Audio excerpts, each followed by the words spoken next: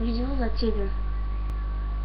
Не се уточнила за какво точно, значи мога да говоря само просто че. Какво да ти кажа? Защото много яка музика. Тя да се не поздрав за тебе, ако изобщо чуваш нещо. Какво да ти кажа? Много ми липсваш. Живеем на много голямо разстояние, една от друга. Искам много да те видя. Ако може другото лято пак да дойдеш, ще бъде много готино.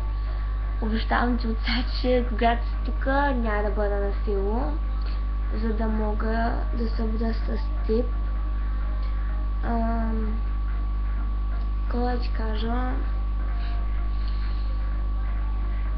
Какво да ти кажа? Не знам какво да ти кажа.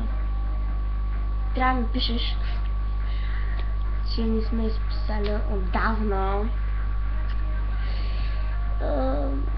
Какво да ти кажа? След малко трябва да тренирам.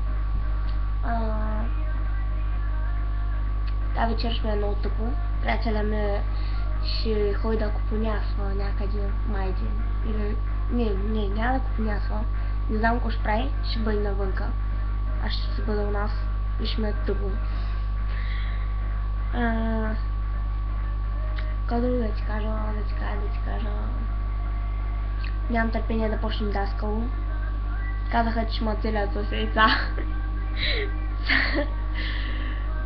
Не знам какво да правя. Чудя се още след да ходя на 17. И така, уча за една викторина по история. Деца попаля.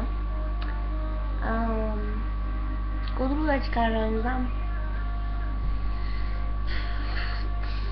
Кажи ми какво да ти кажа и ще правя видеото, ако искаш цяла вечер и без това няма да спа сигурно. Така, значи, това е, не знам друго какво да ти кажа.